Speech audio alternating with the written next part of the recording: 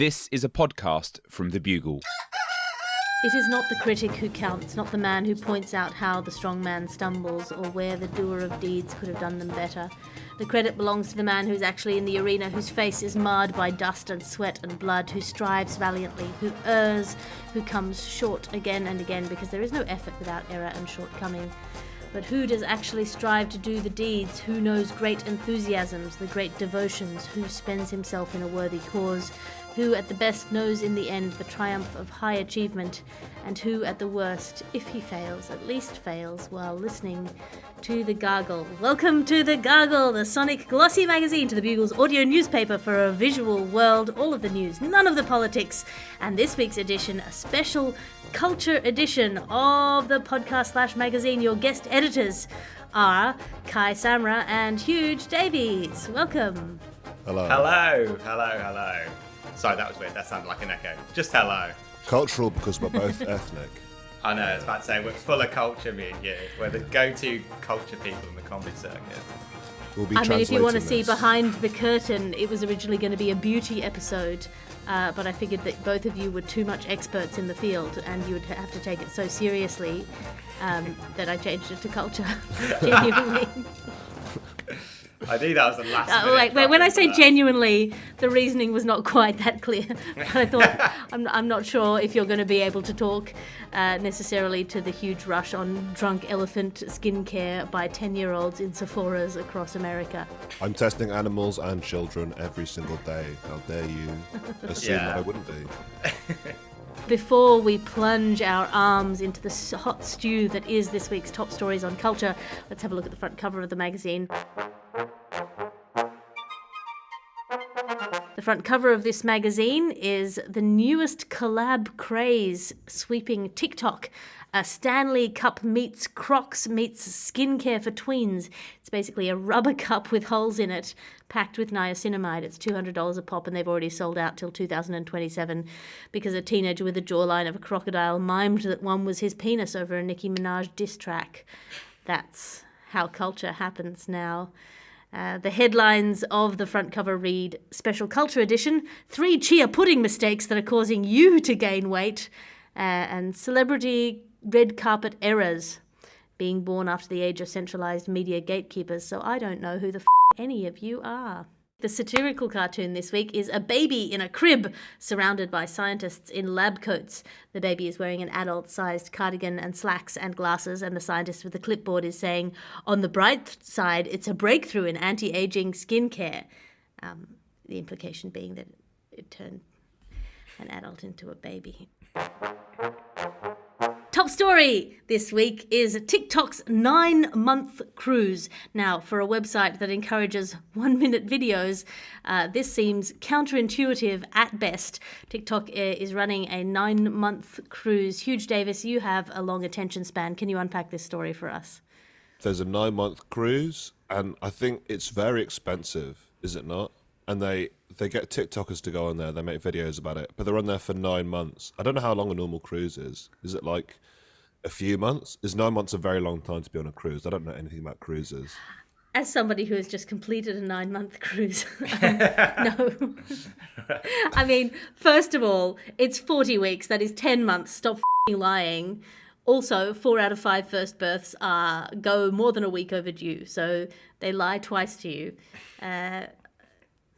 The TikTok cruise basically is a content mill. The idea is that they're meant to be traveling for a very long period, and they're meant to be, and by them I mean TikTok influencers have been lured offshore in order to travel to more than 60 countries across 7 continents. Why you would want a 9-month cruise is inexplicable to me. I thought what happened was they were all normal cruise ship people, and then a few of them did TikTok videos, and then they went really viral, and then everyone became TikTokers because of the success of them or something. I don't know if I just misread that wrong, but that just sounds like my worst nightmare. I mean, contagions do spread. It's the buffet. That is worse than coronavirus. Just this TikTok virus, like just pandemic that's been spread around. I don't know. I'm not a big fan. I've never been on a cruise. I don't see all the appeal of cruises. Like, I don't know. I feel like if it was up to me, I would just ban cruises. Like I know a lot of brown politicians at the moment are like, stop the boats. Not on board with that, but if it was cruise boats, I would definitely be on board with stopping them. It just seems like a hotel surrounded by sharks that you just can't leave. Like it just sounds, it's like just a prison, but at least with a prison you just have to deal with other inmates. So this one you just have to deal with other TikTokers. It just sounds so much worse. Yeah, but I feel like unlike a prison, everyone who's there deserves to be there. I mean, the more you talk about how it's like a boat surrounded by sharks, the more I'm like, maybe it's time to get on TikTok. Do you know what I mean? If that was what I was watching, then maybe I'd be into it. You know, you hear about comedians. We are comedians, and you and you hear about comedians that go on cruises and do entertainment, but it's like you're there for you kind of doing a show for the whole boat, but then if you bomb, you're then stuck on board with the audience. Can you imagine that? Like, I don't think any comedian could gig for 9 months to the same crowd and do well. So that inevitably, I researched this. There's entertainers on crew. At some point, like during that 9 month stay, they're gonna have a bad night and then have to be on that boat for what is probably about 5 months, eating with all the audience members.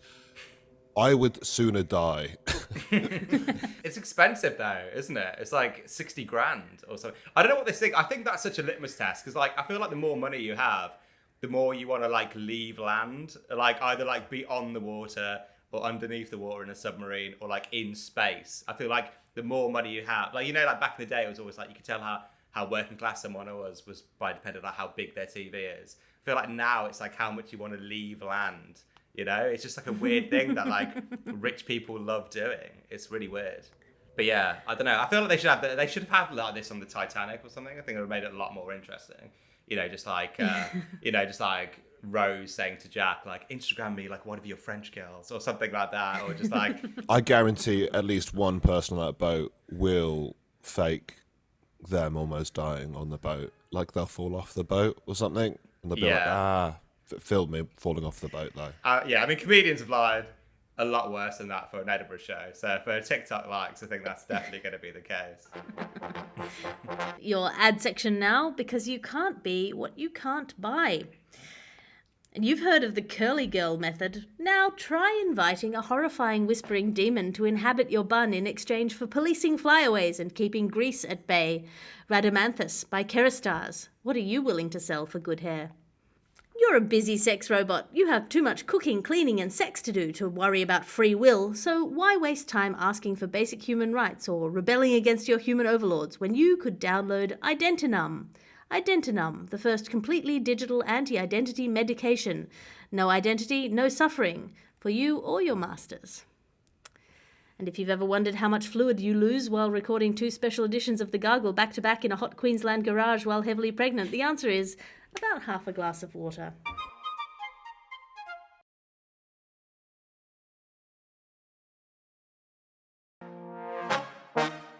Now it's time for your next top stories. This is employment news, and this is the news. I don't know if it's the news, but it's certainly in the news. This is the story of the lady who went viral for posting her layoff on TikTok, and the fact that this is now part of a broader trend among usually young people to live stream their humiliation. Kai Samra, you've been fired before. Can you unpack this story for us? Yeah, so this is the story of how workers are posting their layoff and termination meetings on TikTok, exposing a darker side to work life. Workers are very anxious and frustrated at the moment. You know, apparently 400,000 people are estimated to have lost their job over the past 2 years. So younger workers, particularly Gen Z, are posting through it and like sharing their day in the life videos of being laid off, or videos like their videos of their company laying them off for more than a year. I think the thing that bothers me isn't the fact that they're putting it on social media. It's the fact they're putting it on TikTok. You know, it's like, why that? It's like, who's getting made redundant and thinks, right, I need to express this to the world through the medium of like a Doja Cat dance routine or something, you know? Feel like to put on Twitter or LinkedIn. And also like it's just weird because you are actually right, actually. I was thinking about this while I was doing this. I think I've been sacked from almost every job I've ever had. But it was always because I was too nervous to have the conversation saying I want to leave. So I think, okay, well, I'll just turn up late till they kind of fire me. And I remember working at a call centre when I was a bit younger, and I was just turning up late to shifts, kind of hoping they'd fire me, and they did. And I remember the manager took me in the meeting, said to me, and I quote, that I was a disgrace to the Asian community. Which I was like, I was literally the only Asian person working there, apart from like an IT guy called Ranjit or something. I was thinking, if I recorded that and put it on TikTok, that would at least got me a few hundred likes, if anything. At least I could have got something out of that. So I'm massively on board with it, with these people doing it. I don't know what you guys think. It is a comprehensive refutation of the spirit, if not of the technical truth of the phrase, the revolution will not be televised. The revolution may not be televised, but it will absolutely be live streamed to some pre-chewed track that's going viral around and with a filter on it. Like, this is the most depressing version of the future. Yeah, it won't be televised, but it will be TikToked. That's what it is. I think if you're filming the firing of yourself and putting up on TikTok, I think you also deserve to be fired. I think that's how I would fire people at my company. I'd fire everyone, and then I'd see who posts about it on TikTok, and then I'd fire them.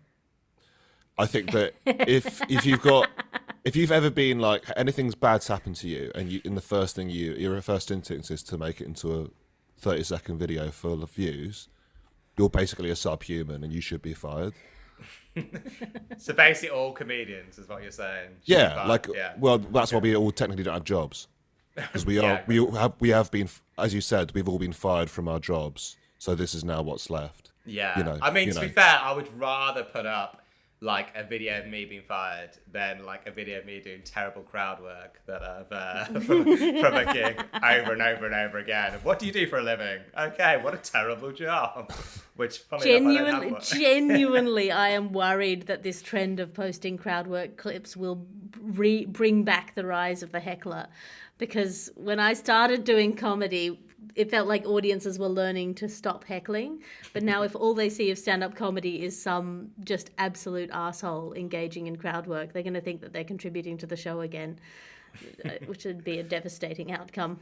Yeah. Audiences, I'm sorry, just as a general rule, they're not contributing to the show. I know, I think they get such a shock from me when I'm like, shut up! And there's zero comic timing. We're just like, stop talking.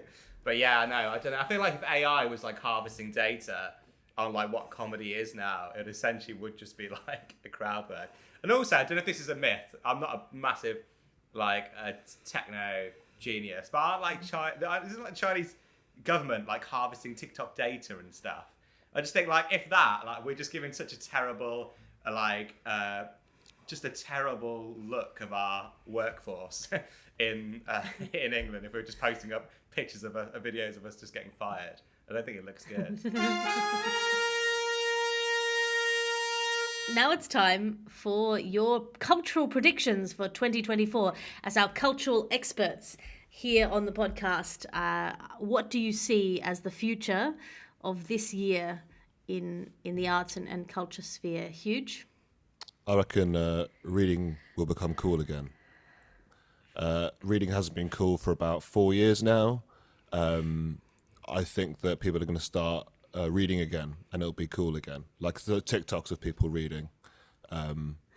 Probably in complete silence. Just maybe like and then again, 3 years after that, reading not cool anymore. But yeah, I've got a real good feeling about books this year. Maybe Waterstones will be like a new trend. Like everyone goes to Waterstones with their water bottles. The fancy new water bottles on the cruise. You'll see it on the cruise TikTok. You'll start to see people reading more books, and not like Hungry Caterpillar. I'm talking about Order of the Phoenix. I'm talking Half-Blood Prince. So yeah, I think reading is going to come back into fashion, because I think now it's like kind of cool to like reading, but like it's going to become really cool. Yeah, I think like vinyls, but then I think it will only be like pricks who just start. Well, it will be like I'm reading, but it's ironic. Like I've just got a book. Like, look at me. There'll be a whole landscape of people doing, people pretending to read TikToks of people pretending to read to make fun of the TikToks people reading. I I just ironic reading is just someone with a paperback novel upside down on a train. Yeah, 100%. And then, but actually, no one's actually ever getting any reading done. So there's actually no reading. It's just TikToks of people reading. I think it's going to be huge in a year. Yeah. I love how your big prediction for this big thing that's going to happen in 2024 is like books, reading. Yeah, people. I think it's going to be huge. Yeah, it's going to be really big. Trust me, people are going to start reading. That's what they said in 1024, and it wasn't true then. Yeah. Kai, what are your predictions for 2024, culturally speaking? So I think in 2024. We're going to continue this recent cultural trend, which I think happened like last year a little bit, where like when terrible things happen, which has obviously happened a lot recently, a lot of people I hang around with basically don't try and like tackle the problem like in my generation. They basically kind of change the wording in order to make it sound a little bit cuter. You know, like this has happened loads. like you know, like back in the day, it was called like an economic crash. Then it was like a recession. Then it was a cost of living crisis. And then suddenly people that I used to hang around with like called a cost of living crisis a cosy lives. And I was like, you can't just call an awful thing a cosy libs. That sounds like a woolly jumper or something. It was the same with the outbreak. Like first it was like a virus, then it was like a COVID-19, and then people in Birmingham genuinely used to refer to it as a spicy cough. I was just like, that's not a thing. That's like what you get from like a fiery vindaloo or something. So I'm a bit worried about what's going to happen in 2024. Obviously, there's loads of elections happening. I think Trump's going to get in power, sort of like change the legislation. He's going to like change this new world order. It'll all be like under this dictatorship of Donald Trump, and like everyone will start calling it like a Dickie Trumpo or something like that. So I'm just like, fingers crossed we're not going to revert to that, I think.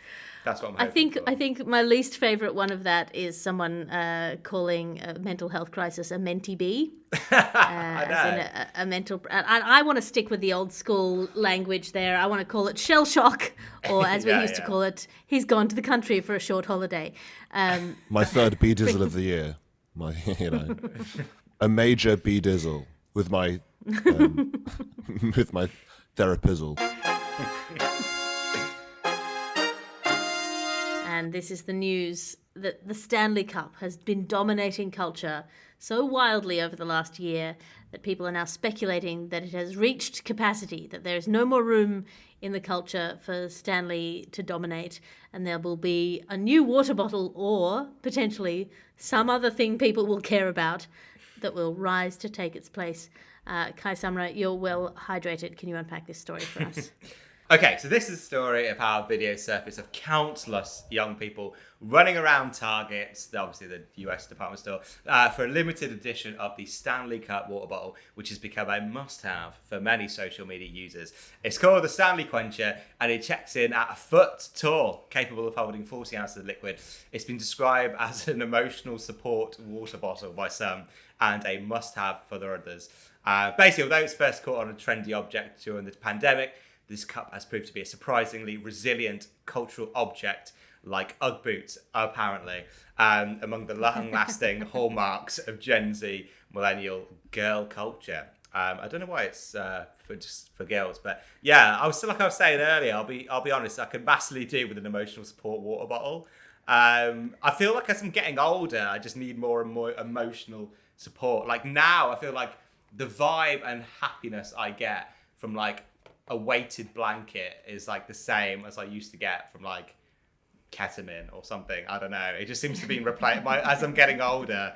Like the same vibes I get is just from comfort. And I was just saying earlier, like I just feel like I have a massive like a beverage goblin. Like I've just got so many beverages on the go at any one time. I feel like the appeal of the Stanley Cup is not just that it is the cup, but it's that you can then accessorize. They've got little plates that you can add, or little snack bowls that you can attach, or you can hang them off your shoulder because obviously they're too big to fit into a bag, or you can have little caps that you put on the straws, so they become a site of self-expression in the way that so many things that are sort of consumer goods have now become a way to express yourself by buying the exact right way to, like... You can express yourself with anything with accessories if you've got enough stickers, I mean...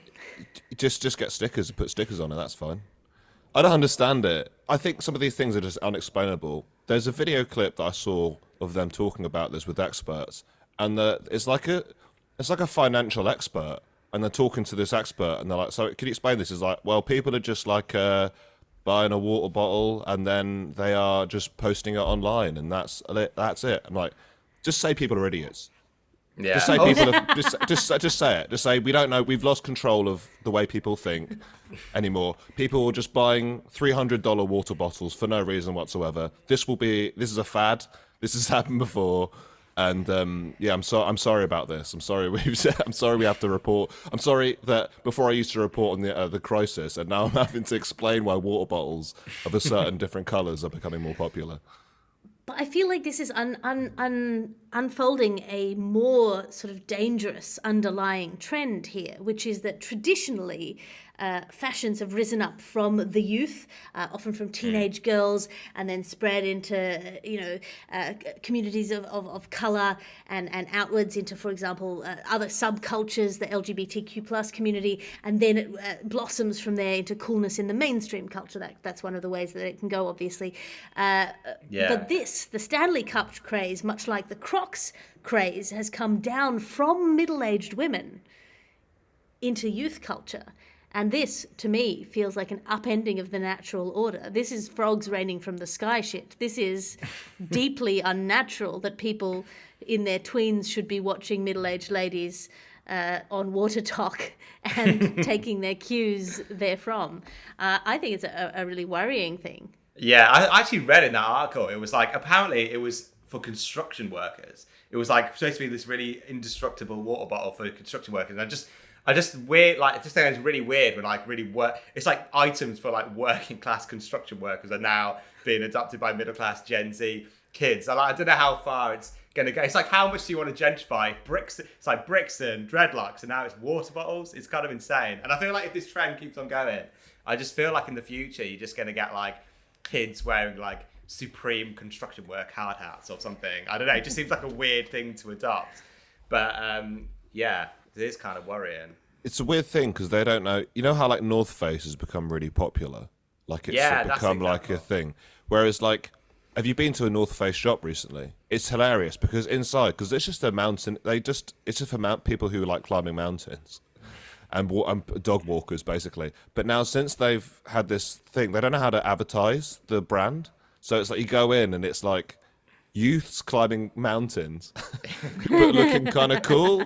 But they sort of don't want to lose their main, because they know it's a fad. They know this North Face thing will go in about 5 years. So they don't want to like lose all the old customers of people who are like walking up Snowdon or whatever. So they're trying to combine the two. With the water bottle as well, they're like also just trying to, because they know it's going to go. The last thing you want is cool fans, actually. I stand by this principle. You definitely don't want cool fans because they're looking for the next cool thing, and you're never going to be the next cool thing. Also, the thing with the North Faces, I've really noticed that when companies are trying to appeal to like two different sets of cultures, and seeing as like we're now so polarized, it's like they're like, yeah, North Face is like the mountain is a metaphor for civil rights, and then to these people they're like, no, it's actually a mountain. You can use it to climb a mountain, but also a metaphor, and you're just like, what are you appealing to here? But yeah, it is weird. Like I say, I was like, it's just a weird thing that like back in my day, it was like fads were like Tamagotchi and Pokemon cards, and now it's water bottles. I feel like I'm just really glad I wasn't born in this generation. Like, if not just the AI, but it just seems a lot less cool or exciting. Like a water bottle, you don't even get anything in it. It's a ventricle. It's insane. I mean, we were the generation of Furbies. So I don't know that we can talk. I will not have a bad word said about Furbies. At least they did stuff, okay? I wasn't sure. I think I got one and didn't get the batteries for it or something. But if it is a fad, that means that at some point drinking water will go out of fashion again. I'm sorry. On behalf of our sponsors, I have to say that is not true and will never be true. And that brings us to our final story of today, which is that Instagram has finally decided to take matters into its own hands, no longer standing passively by and witnessing the carnage caused by its own app. It will start to use nudges to suggest to teen users that they log off at night. Huge, you've been on Instagram at 3 o'clock in the morning. Can you unpack this story for us? Yeah, so there's a nighttime nudge feature that will prompt teenagers to close Instagram during late hours. It's going to pop up if you spend more than 10 minutes on Instagram or its Reels or direct messages late at night. I think there's one way to ensure that a teenager stays on Instagram. It's to tell them to get off Instagram. Like, I don't. What? There's a message that says, "Please go to sleep." Like, Yeah. I know. I know it's time to go to sleep. What do you think? Who do you think I am? I know it's time to go to sleep.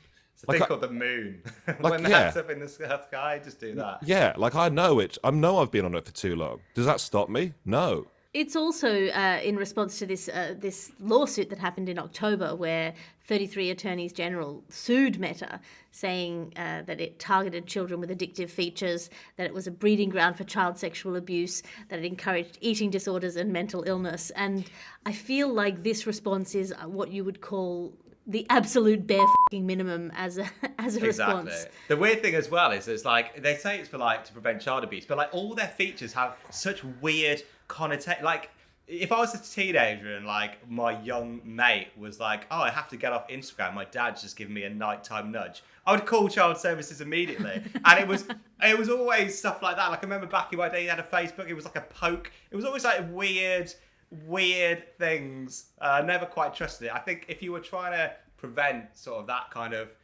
imagery, why are you calling it things like nighttime nudges and pokes? I'm against the whole wording of the whole features. That's my biggest thing of it. Well, they're deliberately, I mean, the whole point of the structure of all of this social media is to break down your inhibitions and your impulse control so that you get addicted to the gambling-like features of the app and stay on it for as long as possible. So it feels like this is, at best, hypocrisy, and at worst, just trying to put off retribution for a little bit longer on behalf of Meta. Yeah. Also, I don't really like the way they kind of use things like that as a way to kind of alienate. Like, because I remember when you were young, you kind of, what was cool was not to be controlled by your parents. And then you kind of, you know, like I remember like back in the MySpace days when you'd had like your top 10 friends. Was that Bebo or MySpace? Where you'd have like your top 10 friends. MySpace, top 8. Like, exactly. Like the amount of friendships that broke as a result of that. They were just like, it's doing more harm than good, these features. That's my input. I was never on MySpace. I was a LiveJournal kid, and for people who know what that means, it says a lot more about me. But the fact that if you recognize what that means, it says a lot more about you. So you can't get me. Yeah, I know. It's weird. It was like there's actually a website where you can go and get your like old Bebo, and I went on it, and it was just the most tragic thing I've ever seen in my entire life. I think it was just like new wave version of Kai that I could think I just like forgot out of my brain. And I was like, I used to be that person. It was very tragic. This is why the invention of reading and writing was a mistake. Can't wait for it to go out of fashion again, Yeah. Huge. Yeah, for sure. It's coming back in, though. Coming back in. Yeah. Big this year. I don't think it will work. I don't think that a nudge will stop a kid being on Instagram. If you were, maybe the feature should be like maybe a filter in which you can, it's your like your mum and dad.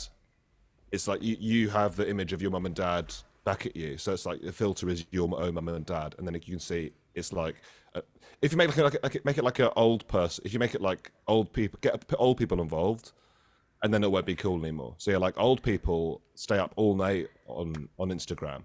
And they're like, oh, okay, well, maybe it's best for me to log off, actually. Could backfire on you. It did with the Stanley Cup, is all I'm saying.